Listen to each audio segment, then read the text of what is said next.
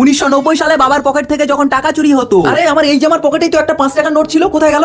নিশ্চয়ই এটা চিন্টুর কাজ। এই চিন্টু, আমার এই জামার পকেটে একটা 5 টাকার নোট ছিল, এখন খুঁজে পাচ্ছি না, তুই নিয়েছিস? হ্যাঁ টাকা, কিসের টাকা, কোথায় টাকা, কই আমি কিছু জানি না তো। আচ্ছা এইভাবে বললে টাকা বের হবে না। এই চিন্টু, বাড়ির সবাইকে বলে দে তো, আমার ওই 5 টাকাটা যে খুঁজে দিতে পারবে তাকে আমি উপহার হিসাবে 10 টাকা দেবো। হ্যাঁ তাহলে তোমার লাভটা কি হবে? আরে আমার কোনো লাভ নেই, কিন্তু ওই 5 টাকাটা আমার খুব প্রিয় ছিল, ওই জন্য ওটাকে আমি হারাতে চাই না। ও আচ্ছা বাবা, তুমি কোনো টেনশন করো না, আমি তোমার প্রিয় 5 টাকাটা ঠিক খুঁজে বের করে এনে দেবো, তুমি শুধু আমার উপহারের 10 টাকাটা রেডি রেখো। A few moments later. তার আগে আল্লাহর ছবির জন্য তো সবাই লাইক সাবস্ক্রাইব করে। আজকে দেখবো মা বাবাকে কয়জনে ভালোবাসে। যদি তুমি তোমার মাকে ভালোবাসো তাহলে ভিডিওতে লাইক আর সাবস্ক্রাইব করো, আর যদি দুজনকে ভালোবাসো তাহলে কমেন্টে আই লাভ ইউ বাবা মা লিখে যাও। যদি তুমি লাইক সাবস্ক্রাইব না করো তাহলে বুঝে নিব তুমি তোমার মা বাবাকে ভালোবাসো না। বাবা দেখো তো, এটাই তোমার সেই প্রিয় 5 টাকার নোটটা কিনা?